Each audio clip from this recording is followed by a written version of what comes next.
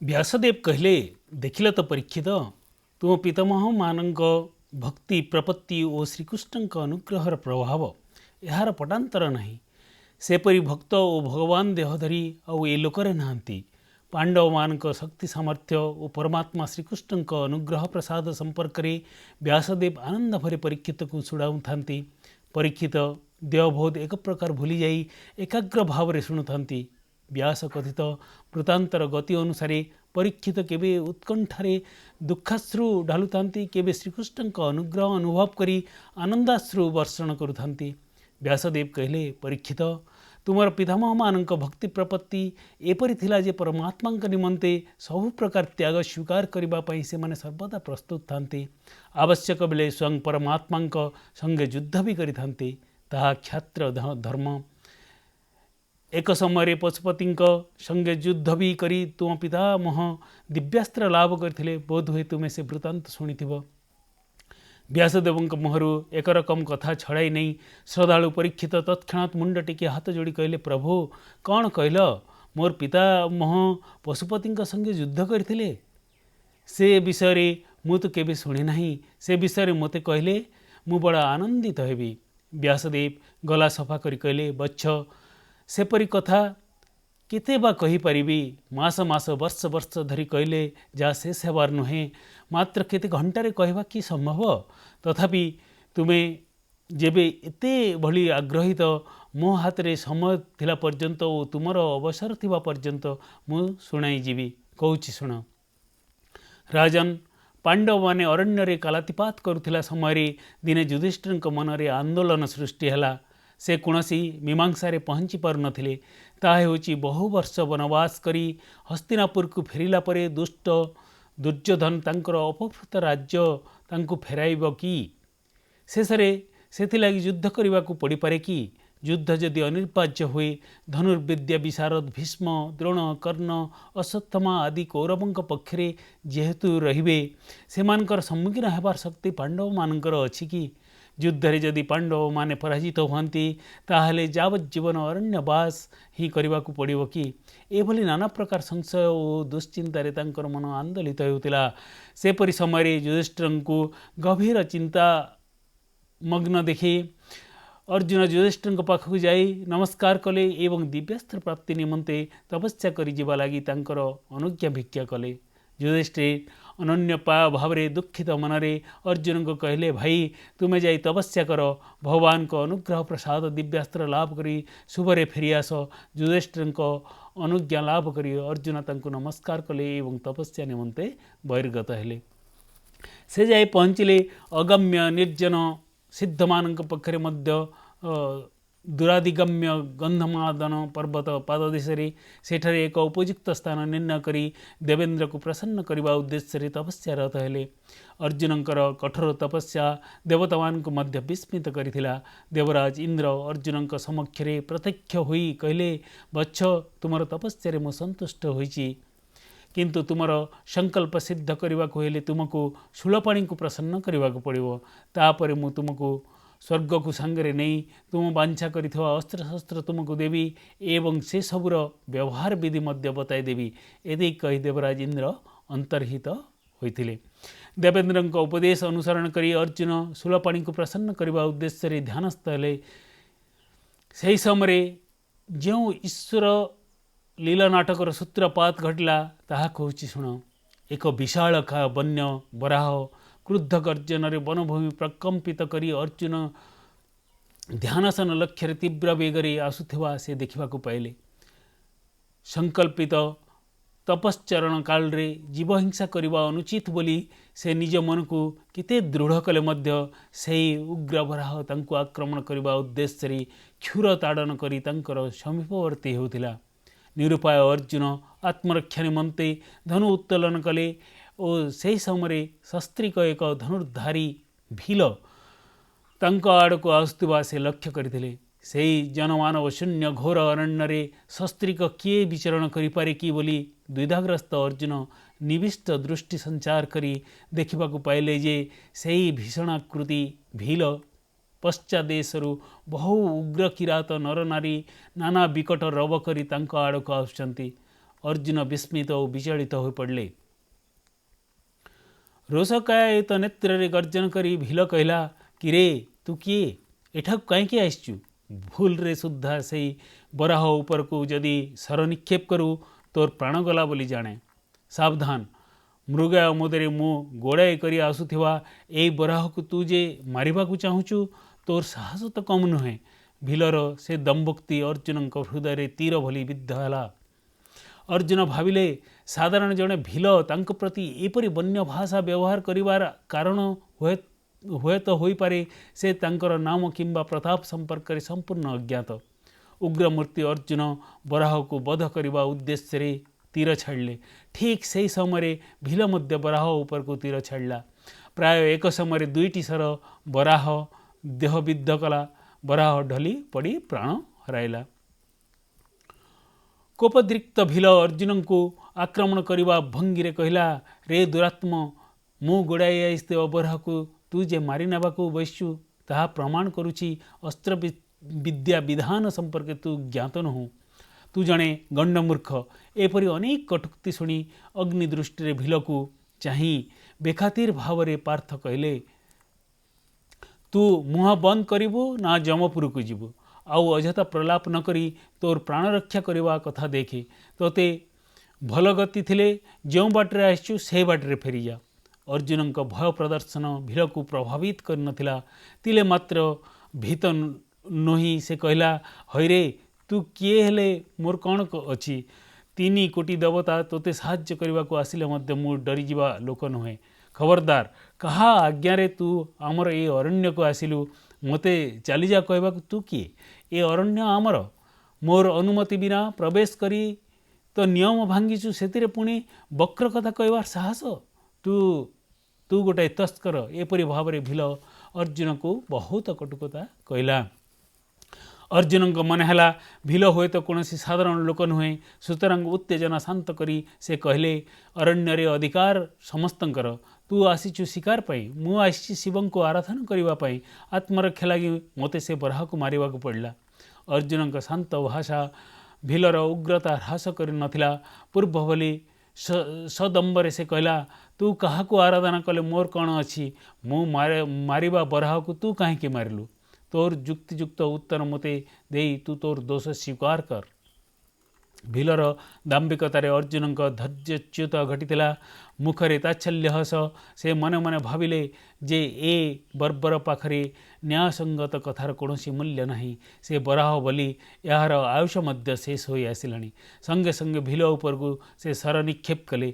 से तीक्ष्ण सर पथर देहरे कंटा बाजिला भली भील देहरे विद्धन होई तले पड़गला। बाण व्यर्थ हेबा देखि विस्मित अर्जुन भीलर शिरच्छेद करने उद्देश्य अर्धचंद्राकार बाण निक्षेप कले। से बाण को भील हसी हसी बाम हस्तर धरी फिंगिदेला।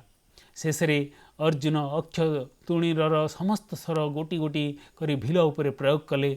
से मध्य भीलर किसी क्षति है नहीं। अर्जुन निस्व हो पड़ते। धन संपद अपभृत गृहस्थ भली, पक्षचिन्न पक्षी भली, दंतहीन व्याघ्र भली, क्षपणीच्युत नाविक भली अर्जुन संपूर्ण असहाय हो पड़ते। अर्जुन का हाथ में केवल धनुटी रही जाइथिला। ताहा भीलर वक्षरे बसाई से ताकू पछकू ठेलिबा प्रयास कले। अर्जुन का हाथ रू धनु छड़ाई नहीं भील ताहा खंड खंड करी फेंगिदेला। निरस्त्र अर्जुन शेष अंटारे उत्तर भिड़ी भील संगे द्वंद्व युद्ध पाई प्रस्तुत हेले। ताहा देखि भील हसी हसी अर्जुन को आह्वान जनाइला। उभय मुष्टि युद्ध रे प्रवृत्त हेले। परस्पर उपरे मुष्टि प्रहार करबा और जणे जण को धरी तले कचाड़िबा उद्यम करबा देखिले मन हेब दुईटी पर्वत जेपरि लड़ाई करुचंती। सेमानक गर्जन और मुष्टि प्रहार शब्द रे स्त्रस्त वृक्ष साकर पक्षी माने आकाश को उठी जाइथिले। अरण्यर जीवजंतु हुबुकी जाई कान ठिया ठिया करी चारिदिग चाहुतिले। सेमानक युद्धरे वनभूमि प्रकंपित हो उठिथिला। सते अबा खंड प्रलय घटीगला। तथापि भील उल्लास रे हसुताए। तार शरीर रे अवसादर चिन्ह नथिला। से बड़ प्रफुल्ल देखा जाउथाए। अर्जुन का अवस्था थिला बड़ शोचनीय। तांकर सर्पांगरु स्वेद बही जाउथाए। खरश्वास बहुथाए। बहुत मुष्टिरु रक्त बाहरुथाए। सेतिकी केवल नुहे भील अर्जुन को थरे बाहुपाशे भिड़ी धरिबा फल से रक्त बांति करी पकाई दुर्जय भील साहस बदन रे तार स्त्री को चाही देखिलु ना बोली कही निज प्रतापर तेज प्रकाश करिथिला। किंचित सुस्थ हुई अर्जुन तांकर विपद बंधु श्रीकृष्ण को स्मरण कले। कृष्ण आज कहीं मते एपरी पराभूत कल, ताहा मध्य जड़े अज्ञात भील हाथ रे। यह तुमर लीला नाटक। वस्तुतः ए भील साधारण व्यक्ति नुहे, हुए तो ए भील रूपरे तुम्हें ही मते परीक्षा करुच। अर्जुन को प्रार्थना फल रे सेठरे एक अघटना घटीगला। अर्जुन देखिले तांकर सम्मुखस्थ भील और तार स्त्री शिव गौरी रूप धारण करी सस्मित बदन रे अभय हस्त प्रदान करी उभा होइछन्ति। पुलकित विह्वल अर्जुन माँ गौरी प्रभु शंकर ए अधमर अपराध क्षमा कर कही दौड़ी जाई तांकर पादपद्मरे लोटी पड़ले। अश्रुजल रे पाद प्रक्षालन करी जोड़ हस्तरे नाना स्तुति कले। कृपालु गौरी शंकर अर्जुन को मुंड आंसी दे कहले, बच्छ तोर पुरुषार्थ सार्थक करछु, तोर कर्तव्य तू पालन कलु, सेतिरे अपराध किछि नाही। यदि कही देव देव महादेव तांकर अनुग्रह प्रसाद पाशुपतास्त्र अर्जुन को कंपित हस्त को बढ़ाई देले। व्यासदेव कहले, महाराज शूलपाणी संगे लड़ाई करिथिबा तुम पितामह पौरुष विषय कि भाव मु प्रशंसा करी। ए सबु किछि पाई सेही गोपाल कृपा कटाक्ष ही मूल कारण। तांकर अनुज्ञा बिना पांडव माने कौनसी क्षुद्र कर्म भी करि न थांती। सत्य कहले महाभारत युद्ध काल रे कृष्ण पदे पदे तांकर कृपा प्रदर्शन करथिले। अनुभवी पांडव माने ताहा जानती सिना, अन्य कहार जानिबा साध्य नुहे। एपरि भाव में श्रीकृष्ण को कुपलीला वर्णना करू करू व्यासदेव नेत्रु आनंदाश्रु बही जाऊे। उत्तरीय से नेत्र पोछिबा देखि परीक्षित तांकर आनंद धरी रखि पार न थांती। तांकर नेत्रु अश्रु झरी जाऊे, ओष्ठाधार कंपित होउଥାଏ। गदगद कंठरे कहले, महानुभव सही वीर धर्मधारक पराक्रमशाली परम भक्तमान वंशरे जन्म ग्रहण करवा मोर परम सौभाग्य। केवल जन्म हेली बोली नुहे, सेही पवित्र आत्मा पांडव मान दिव्यानुभूतिमान आपण भली साक्षात देवांश संभूत महाऋषि मुखर श्रवण करी सही बाक सुधारस पान करी मोर जीवन धन्य हो जाइछि। किंतु प्रभु परमात्मा श्रीकृष्ण कृपा और मोर अद्भुत कर्मा पितामह मान श्रद्धा भक्ति विषय केते शुणिले मध्य मोर श्रुति क्षुद्धा निवृत्त हेउना, मु तृप्त हो पारुना। भारत युद्ध रे श्रीकृष्ण पांडव मान को किपरि रक्षा करथिले से विषय शुणाई मोर आकुलता शांत करंतु। व्यासदेव कहले, राजन 12 वर्ष वनवास और तापरे 20 वर्ष अज्ञातवास करी पांडव माने गोधन हरण समय आत्मप्रकाश करथिले। अज्ञातवास शेष हवा पूर्वर से माने दृष्टिगोचर होइचंती बोली पुनर्बार 12 वर्ष वनवास और 1 वर्ष अज्ञातवास से मानकु करबाकु हेबो। ए जीत पापी दुर्योधन धरी बैसिले। भीष्म द्रोण आदि गुरुजन माने हिसाब करी देखिले जे पांडव माने ठीक समय लोक चक्षुक आइछंती एवं यथारीति वनवास और अज्ञातवास पालन करिछंती। सुतरां आउ थरे वनवास और अज्ञातवास करिवा तांकर दरकार नाही बोली केते बुझाइले मध्य ता ग्रहण न करी गुरुजन मान को धिक्कार करी युद्ध करिवार निश्चित अभिप्राय दुर्योधन प्रकाश करथिले एवं ताहा ही तांकर सर्वनाशर पथ उन्मुक्त करथिला। के बा कौन करी पारंते ताहा थिला राजाज्ञा। उभय पक्षर युद्ध निमंते प्रस्तुति चलला। गोटे दिगरे शासनारूढ़ दुर्योधन, अपर दिगरे हृतराज्य पांडव माने। तेबे पांडव माने सत्यपथ और धर्मपथ अनुसरण करिथांती बोली केते धर्मपरायण राजा पांडव पक्षरे जोग देथिले। अवशिष्ट सार्वभौम राजा युद्धपटु वीर और शूर माने कौरव पक्षरे जोग देले। कौरव मान पाखरे थिले 11 अक्षोहिणी सैन्य, पांडवंकर थिले 7 अक्षोहिणी।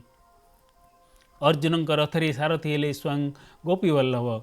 से गोटे रथर सारथी केवल नुहे, कृष्ण थिले पांडव मान जीवन नायक। तेबे नटन सूत्रधारी नाटक रंगरे पात्र अर्जुन अप्रत्याशित भाव एक विचित्र ढंगरे अभिनय करी बसिले। उभय पक्ष सैन्य मध्य रथ स्थापना करी युद्ध करने पूर्व प्रथमे कौरव पक्षर नायक मान को देखि नेबा पई पार्थसारथी प्रार्थन को आदेश देले। अर्जुन थरे कौरव वीरमान उपरे दृष्टि संचालन करी अश्रुझरा नयन निरुत्साह भांगी पड़िले। से दृश्य देखा लोके लज्जित होइथिले। तेबे अर्जुन भୟରେ किंबा भीरुतरे हताश होई नथिले। पुत्र सम कोଳରେ धरी पांडव मान को पाली थिले पितामह भीष्म, सर्वविध अस्त्र विद्यार शिक्षा गुरु थिले पूजनीय द्रोणाचार्य। से दुई जन को देखा मात्र अर्जुन को प्राण रे आलोड़न सृष्टि होइतिला। कहा संगे से युद्ध करने को जाउछंती, पुष्पांजलि देई जहां को पूजा करने कथा तांको देहरे से आत्मघात करिवे। पादरे पड़ी जहां को नमस्कार करने कथा तांकर गलदेश से सरविद्ध करिवे। सही पूज्य पूजा भाव ही अर्जुन को निर्विच्य करिथिला, अन्य कारण नुहे। अहंकार और ममकार पासरे आबद्ध अर्जुन तांकर रथ हस्तिनापुर फेराई नेबा पई श्रीकृष्ण को अनुरोध करथिले। ताहा शुणी श्रीकृष्ण विद्रूप हस हसी कहले, अर्जुन तुम्हें भयभीत है बोली जना जाउछ, ताहले तुमको हस्तिनापुर रे ओल्लाई देई कौरवंक संगे जुझिबा पई मु द्रौपदी को नहीं करी आसीबी। आस तेबे फेरी जीवा। तुम्हें एपरी भीरु बोली मु जानिथिले, मु तुम रथर सारथी होई नथांती, मोर भूल होईगला। श्रीकृष्ण का निर्दय वचन शुणी अर्जुन कहले, कृष्ण शिवंक संगे लड़ाई करी मु पशुपतास्त्र लाभ करची। भावुच यही साधारण मानव को मु भय करुची। आत्मीय मान को देखी मोर हृदय अनुकंपारे भरी जाउची। सेमान को मारिबा पई मोर हाथ उठु नाही। भयरे मु पलायन करबा को चाहू नाही। ममकार प्रेरित भाव में अर्जुन सेपरी जेते युक्ति बाढ़ी मध्य श्रीकृष्ण ताहा ग्राह्य करनथिले। अर्जुन को सर्वकर्म धर्मर मर्म बुझाई तांको युद्धरे प्रवृत्त कराइले। क्षत्र धर्मर आदर्श प्रतिष्ठा कले। अतीतरे इंद्रशिला वृष्टि कला काल रे श्रीकृष्ण गोवर्धन गिरी उत्तोलन करी ब्रजवासी मानू ओ सेमानकर गो संपद जेपरी रक्षा करथिले, सेहीपरि युद्ध मध्य कौरव योद्धा माने मिलित भाव में अर्जुन को बाण वर्षा कला बेले भगवान श्रीकृष्ण सारथी आसन से सब बाण निज उपर को नहीं। अस्त्रक्षत जो देहरु रक्त झरी जाउथिले सुद्धा से भ्रुक्षेप न करी आखिरु आखिपता गोड़ाइला भली अर्जुन को जीवन को से आवृत कर रही। कौरव पटरू जो योद्धा सम्मुख आसुले से तांकर तेज और शक्ति हरण करी अर्जुन को उत्साहित करुथिले। निजे अस्त्र न धरी सुद्धा शत्रु संहार करी पांडव मान को धर्मनिष्ठा लोक सम्मुखरे तोली धरिथिले। बेले बेले सारथी गोपाल को देखी तुम पितामह अर्जुन मन मन भावुले हृदय पद्मरे जहां प्रतिष्ठा करने कथा तांको सारथी आसन रे बसाई मोर अधीन भाव में नियुक्ति करिछ। तुच्छ राज्य लाभ पाई भगवान को एपरी न्यून कर्म रे नियोजित करवा कौन ठीक होइछि, ए भावना तांकर प्राण को व्यथित करुथला। अर्जुन एक गुरुतर अपराध भी करने को पड़ूला। सेतेबेले अर्जुन मन मने केते जे विकल हेउथिले ताहा भाषा व्यक्त करने संभव नुहे। व्यासदेव नास्ति सूचक मुंड हलाउथिले। सातुर परीक्षित पचारे, प्रभु कौन से अपराध मते कहतु। भक्त बांधवों अपार तितिक्षा स्मरण रे भाव गदगद व्यासदेव कहले, राजन युद्ध कोलाहल भितरी रथर कौशलपूर्ण गतिविधि नियंत्रण करने उद्देश्य रे रथी सारथी को मुहरे निर्देश देवाई ना समय रोला ना कहले भी से शुणी पारंता। रथीर तीक्षण दृष्टि रही थाए शत्रु संहार करिबारे अन्य कौनसी विचार सेतेबेले तार मन रे न थाए। सारथी कपालर दुई पार्श्व पाद रखी रथी को युद्ध करने को पड़े। सुतरां रथ को जो पटे को चलाइबा को पड़ी थाए रथी सारथी कपाल रे सही पार्श्व को गोड़र बुढ़ा आंगुठी ठेली थाए। सीधा जीवार थिले दुई पार्श्व ठेलिबा को पड़े। सेपरी कलाबेले अर्जुन को हृदय फाटी जाउथाए। युद्धभूमि निज शिविर को फेरिला परे श्रीकृष्ण कपाल रे दुई पार्श्व टोला बसवा देखी परदिन आउ युद्ध करने को जीवे नहीं बोली अर्जुन अड़ी बसुले। कारण रथी माने चर्म पादुका पिंधि थांती। से चर्म पादुकार अग्रभागे अर्जुन को श्रीकृष्ण कपाल पार्श्व स्पर्श करने को पड़ूला। जो शिरोसोपरी गंध पुष्प देई मुनि ऋषि ज्ञानी माने पूजा करिथांती सेही शिर पादुकारे स्पर्श करने को पड़ुछि बोली अर्जुन मर्मांतिक वेदना अनुभव करुथिले। अनवरत अश्वमानक बलगा टाणी धरिबा फल रे पद्म पकड़ा भली सुकोमल श्रीकृष्ण कर जुगल फोटका उठी जाउथिला। सेथिरे बलगा रज्जु घसी हेबा फल रे क्षतस्थान रक्त झरुथिला। श्रीकृष्णकर भोजन और निद्रार निर्दिष्ट समय बोली किछि रही नथिला। समय अथवा ए कार्य बा से कार्य तारतम्य विचार न करी सब कार्य यथायथ भाव से करी रखुथिले। शिविर को फेरिबा परे अश्वमान को अश्वशाल रे बांधिबा ठारू आरंभ करी नदी को नहीं सेमानक क्षतस्थान गुड़िक सफा करवा और से औषध लगावा पर्यंत एपरी नानाविध कार्य से निज हाथ रे करुथिले। युद्ध पूर्व श्रीकृष्ण भृत्य भली तुम पिता महमानंकर सेवा करथिले भगवान भावरे नुहे। ताहा हेउची भक्त बत्सलतार चरम पराकाष्ठा।